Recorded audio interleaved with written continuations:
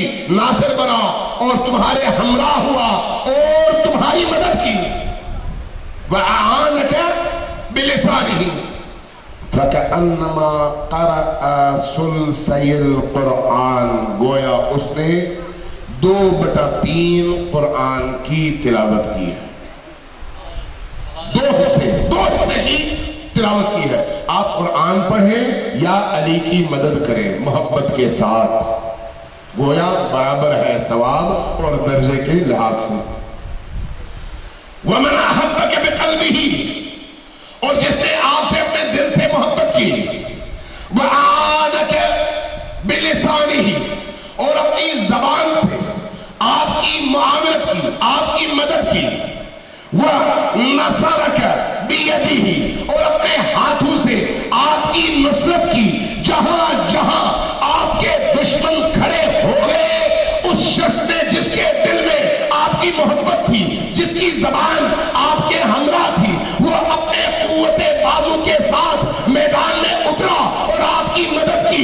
گویا اس نے 3 حصے سارے کے سارے قرآن کے پڑھ لیے. علی کی فضیلت بیان کرنا صرف نہیں بلکہ میدان میں اترنا, مدد کے لیے میدان میں اترنا, اعانت کے لیے میدان میں اترنا. علی چونکہ انسان کامل ہے, وہ عظیم ترین ہستی ہے جن میں کوئی نقص, کوئی کمی اللہ نے چھوڑی ہے. اس لیے جو ناقص لوگ تھے وہ ہمیشہ علی کے دشمن بنے رہے. جو کمزور لوگ تھے روح کے حوالے سے وہ ہمیشہ علی کے دشمن بنے رہے. علی اس بلندی پر, یہ جو خلافت کے جھگڑے بیان کیے جاتے ہیں, بیان کیا جاتا ہے کہ علی خلافت سے محروم کر دیے گئے. آپ کیا سمجھتے ہیں کہ علی خلافت سے محروم کر دیے گئے یا خلافت کو علی سے محروم کر دیا گیا؟ سبحان اللہ, سبحان اور نہیں ہے اس بات پر. کائنات علی کی ٹھوکر پر ہے. کسی کو خلافت کی ضرورت ہو سکتی ہے لیکن علی کو خلافت کی ضرورت نہیں ہے. کیوں نہیں ہے؟ اس لیے کہ علی خلیفۃ اللہ ہے, چاہے کوئی مانے یا نہ مانے. کسی کے ماننے اور نہ ماننے سے علی کی خلافت پر اثر نہیں پڑتا. علی روح کا, علی روح کا, علی جانوں کا, علی فکروں کا, علی سوچوں کا مالک ہے یا نہیں ہے؟ بے شک ہے, بے شک ہے. جو علی روح کا مالک ہو, جو علی سوچوں کا مالک ہو, جو علی کائنات پر تصرف رکھتا ہو, کائنات پر, جو علی اپنے اشارے سے سورج کو غروب ہونے سے روک دیتا ہو, جو علی ہاتھ کے اشارے سے چاند کو ٹکڑوں میں تقسیم کر دیتا ہو, اس کے لیے خلافت کیا چیز ہے؟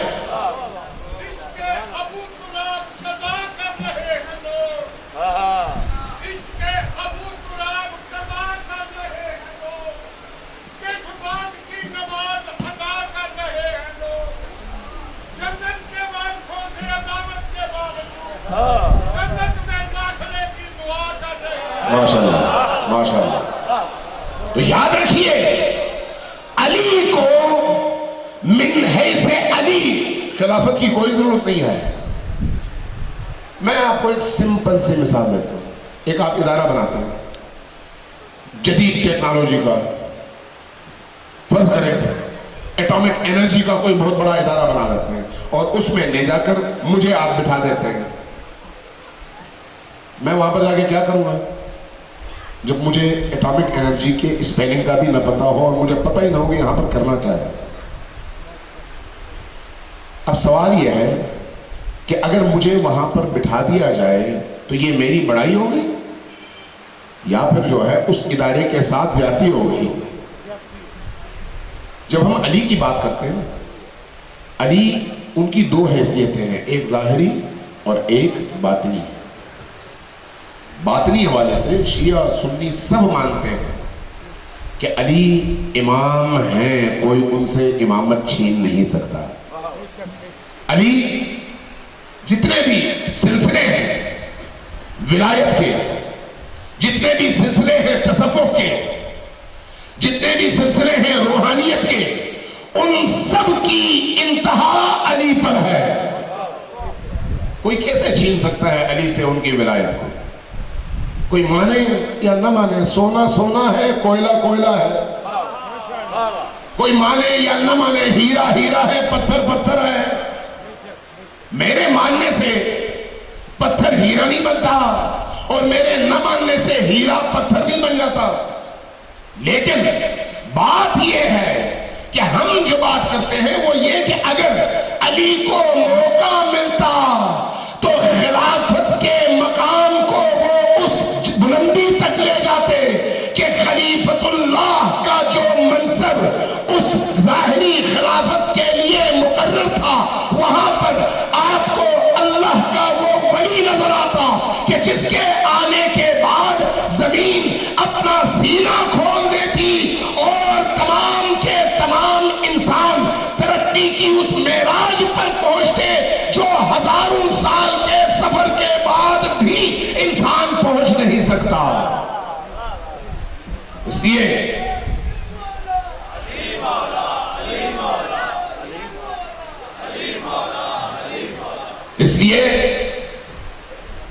اسلام کی جو روح ہے جس کو آپ مہدویت کہتے ہیں، امام مہدی کا ظہور جس پر شیعہ سنی سب متفق ہیں کہ امام مہدی نے آنا ہے، امام مہدی کی آمد کے حوالے سے سب متفق ہیں۔ صرف اگر اختلاف ہے تو اس حد تک کہ شیعہ کہتے ہیں وہ پیدا ہو چکے ہیں، پردے غیب میں ہیں، اور اہل سنت میں کچھ لوگ کہتے ہیں پیدا ہو چکے ہیں، کچھ لوگ کہتے ہیں ابھی پیدا نہیں ہوئے، پیدا ہوں گے۔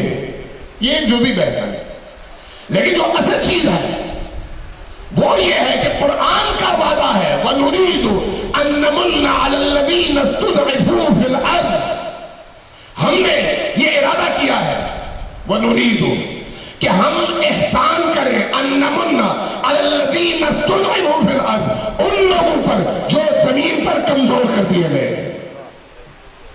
وہ کیا ہے؟ نَجْعَلُهُمْ أَئِمَّةً وَنَجْعَلُهُمُ الْوَارِثِينَ، ہم ان کو زمین کی امامت سونپ دیں گے اور ان کو زمین کا وارث بنا دیں گے۔ جب حق اس کے حقدار تک پہنچے گا، جب امام مہدی علیہ السلام کا ظہور ہوگا اور خلافت کائنات، خلافت زمین اس ہستی کے ہاتھوں میں ہوگی، تو روایات کہتی ہیں کہ علم کے اگر 2% حصے ان سے پہلے اہل زمین پر منکشف ہو چکے ہیں تو ان کی آمد کے بعد تمام علوم اہل دنیا پر منکشف ہوں گے۔ زمین اپنے خزانوں کے منہ کھول دے گی، کیوں؟ اس لیے کہ حجت خدا آ کر خلیفہ خدا بنا ہے۔ ہمیں اس دن کا انتظار ہے اور نظریاتی طور پر انتظار ہے، اور آج پوری کائنات اس طرف جا رہی ہے۔ آج آپ جہاں پر بھی جاتے ہیں ظلم ہے، جہاں پر بھی جاتے ہیں عداوت ہے، جہاں پر بھی جاتے ہیں بربریت ہے، جہاں پر بھی جاتے ہیں وحشت ہے، دین کے نام پر بھی اور بے دینی کے نام پر بھی۔ جو لوگ دین کے نام پر کرتے تھے ان کا حال آپ نے دیکھ لیا، سعودیوں کی کاروائیاں آپ نے دیکھ لی، آل سعود کی بھی اور آل یہود کی بھی، دونوں کی آپ نے کاروائیاں دیکھ لی۔ کبھی وہ القاعدہ بناتے ہیں امت مسلمہ کو کمزور تر کرنے کے لیے، کبھی وہ داعش بناتے ہیں امت مسلمہ کے سینے پر خنجر گھونپنے کے لیے، کبھی وہ النصرہ بناتے ہیں امت مسلمہ کے جسم کو داغدار اور زخمی کرنے کے لیے، کبھی وہ طالبان بناتے ہیں امت مسلمہ کے پیکر کو ذبح کرنے کے لیے، کبھی وہ جند اللہ، کبھی سپاہ صحابہ، کبھی وہ کسی اور نام سے، کبھی لشکر جھنڈی کے نام سے پیسے، ریال اور ڈالروں کی بہتات ہوتی ہے تاکہ اس ذریعے سے انسانوں کو آپس میں اس طرح سے الجھائے رکھے، امت مسلمہ کو فرقہ واریت کے نام پر، مسلک کے اختلاف کے نام پر ایک دوسرے کے ساتھ اس طرح سے دست بگریباں رکھیں کہ امت کی توجہ ان ظالم اور جابر حکمرانوں کی طرف نہ ہو، اپنے داخلی مسائل کی طرف ہو، تاکہ وہ عیاشیوں سے اپنی حکومت چلا سکے۔ پوری دنیا میں یہ حال ہے۔ ذرا غور کیجئے گا کہ آج تک تاریخ میں نبی کریم اور علی مرتضیٰ کی آل نے دنیا کو کیا دیا، اور آل امیہ اور بنی عباس نے دنیا کو کیا دیا۔ آج کی دنیا میں مکتب علی نے دنیا کو کیا دیا، اور آج ہی کی دنیا میں سلفیت اور آل سعود نے دنیا کو کیا دیا۔ ذرا موازنہ کر کے دیکھ لیجیے۔ آل سعود نے بوکو حرام دیا افریقہ میں۔ بوکو حرام جو نوجوان اسکول کی بچیوں کو 200-300 کی تعداد میں اغوا کر کے ان کی عصمت دری کر کے ان کی گردنیں کاٹ کر اوپر اللہ کا نام اور کالا پرچم اٹھا کر کہتے ہیں ہم مسلمان ہیں۔ یہ ہے آل سعود کا دیا ہوا انسانیت کو تحفہ۔ اسی طرح سے الشباب، وہ تنظیم جو بعض علاقوں میں سرگرم ہے اور اسی طرح کی سرگرمیوں میں سرگرم ہے کہ بے گناہ لوگوں کو اڑا دیں، بازاروں میں چلنے والے لوگوں کے جسم کے چیتڑے فضا میں اڑا دیں، اور نام استعمال کریں دین کا، نام استعمال کریں توحید کا، نام استعمال کریں لا الہ الا اللہ کا۔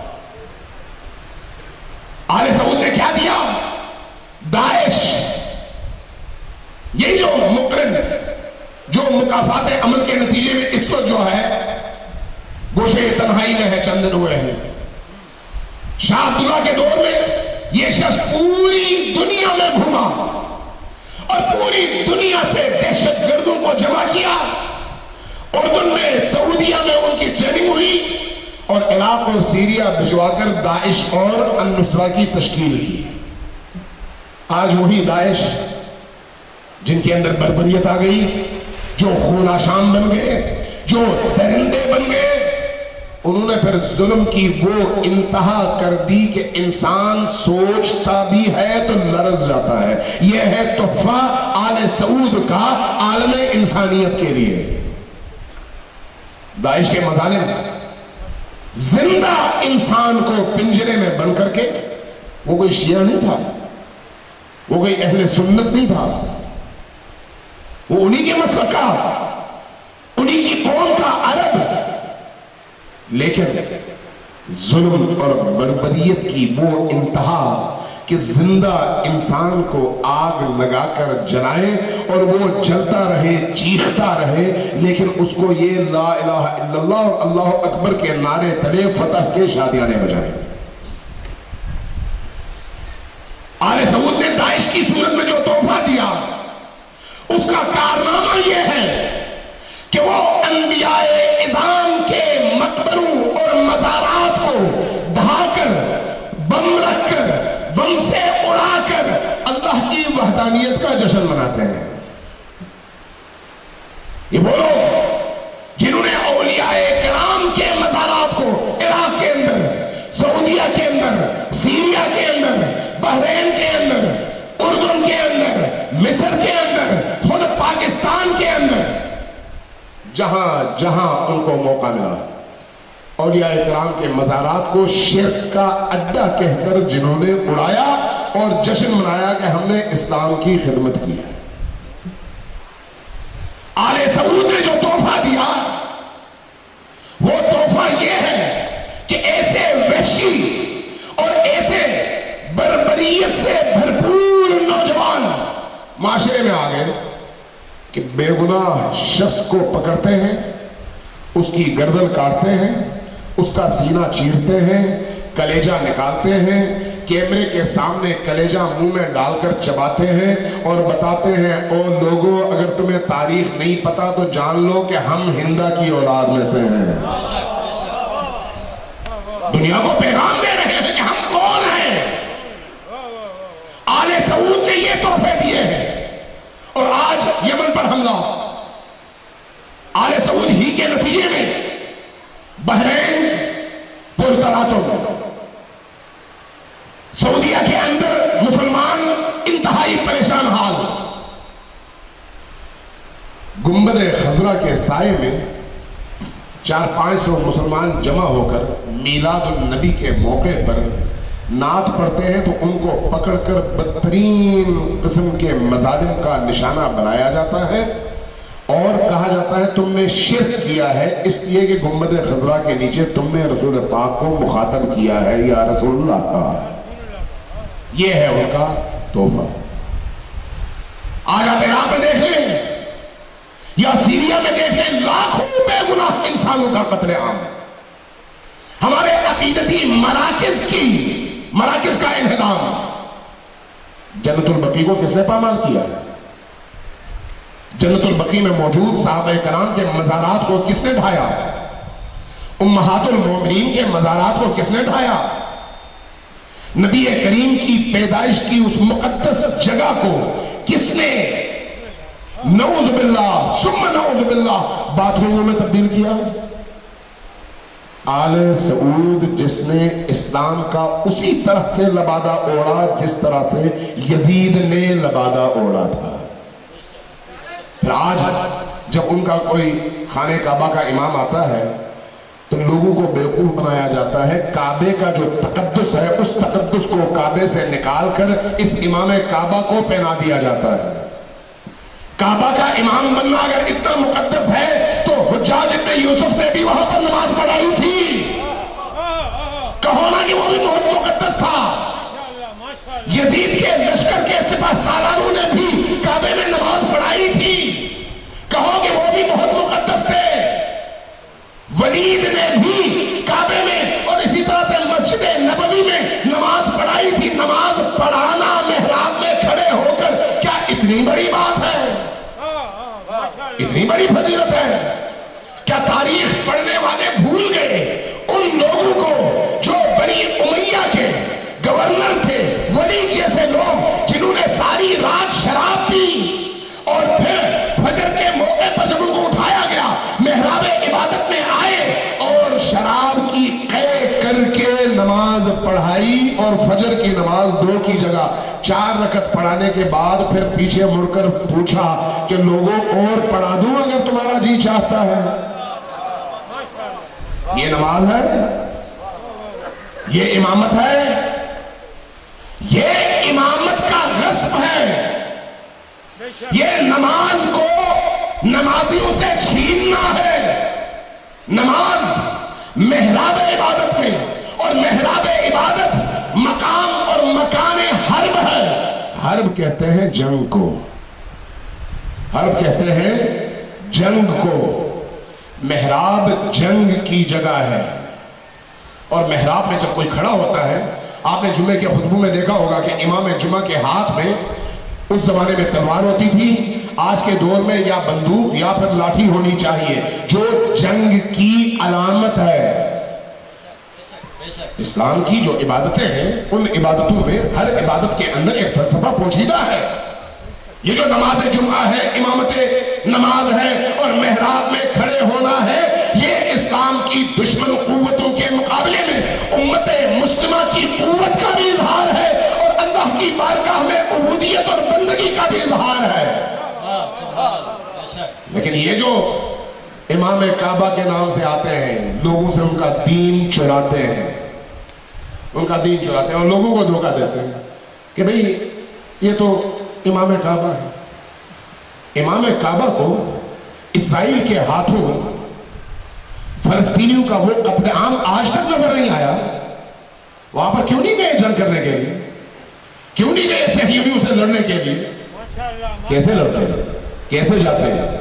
अभी जब इन्होंने हमले का ऐलान किया यमन पर और पहले दिन उन्होंने हमला किया तो उसी दिन इस्राइल के वजीर खारजा ने बयान दिया कि हम सऊदियों के भरपूर हामी हैं और साथ में हम जंग लड़ेंगे, इसलिए कि हम दोनों का टारगेट एक है, यमन के लोगों को हम दोनों मिलकर खत्म करेंगे। बेटीबन भाई है, सिर्फ लिबास मुख्तलिफ है, लेकिन वो जो शब की रंगीनियां हैं ये दोनों की एक ही जगह है। आपने ऐसी तस्वीरें और ऐसी रिपोर्ट्स पढ़ी होंगी बेतहाशा हजारों की तादाद में। और ये है खादिम। खादिम अमरीका जरूर है, खादिम इसराइल जरूर है, लेकिन खादिमुल हरमैन नहीं है, बल्कि खाइनुल हरमैन है। हरमैन के تقدس سے خیانت کرنے والے لوگ۔ یمن میں کون لوگ ہیں؟ وہ جن کی رگوں میں علی کا خون بہتا ہے، زیدی، حضرت زید کی اولاد، جن میں شافعی بھی ہیں، حنفی بھی ہیں، حوثی ان کے قبیلوں کا نام ہے، لیکن مستقل شافعی اور حنفی ہیں، جعفری کوئی نہیں ہے، لیکن ہم علی کے ماننے والے ہیں۔ ہمارا یہ عقیدہ ہے کہ جو علی نے کہا وہ پتھر پر لکیر ہے، اور علی نے ہم سے کہا ہے کہ اگر جعفری ظالم ہو تو اس ظالم کے گریبان میں ہاتھ ڈالو، اور اگر کوئی حنفی شافعی مظلوم ہو تو اس مظلوم کے ساتھ ظالم کے مقابلے میں کھڑے نظر آؤ۔ بے شک سبحان اللہ۔ لہذا اگر ہم یمنیوں کی حمایت کرتے ہیں تو اس لیے نہیں کہ وہ شیعہ ہیں، شیعہ نہیں ہیں، بلکہ اس لیے کہ وہ مظلوم بھی ہیں اور مجاہد بھی ہیں۔ بے شک سبحان اللہ۔ ہم اگر سعودیوں کی مخالفت کرتے ہیں تو اس لیے نہیں کہ ان کا مسلک فلان ہے، اس لیے کہ وہ ظالم ہیں، اس لیے کہ وہ بھیڑیے ہیں، اس لیے کہ انسانیت کے قتل اور انسانیت کا خون بہانے میں جو کردار اس وقت آل سعود کا ہے وہ دنیا کے کسی بڑے سے بڑے ظالم کا نہیں ہے، چاہے کہیں پر بھی دنیا میں آپ چلے جائیں۔ لیکن سعودیوں کو بھی اب پتہ چل جائے گا، اس لیے کہ داخلی انتشار ایک طرف اور پھر یمن کے اندر جو صورتحال ہے، ایک سوا مہینہ ہو چکا ہے، ان سوا مہینوں میں یمنیوں کو روکنے کے لیے ان کے ہسپتالوں پر بمباری سعودیوں نے کی۔ ہسپتال میں گویا زخمی اور بیمار ہوتے ہیں، ان کا کیا قصور تھا؟ مہاجر کیمپوں پر بمباری سعودیوں نے کی۔ مہاجر کیمپ میں مجاہدین ہوتے ہیں، مہاجر کیمپ میں کون ہوتا ہے؟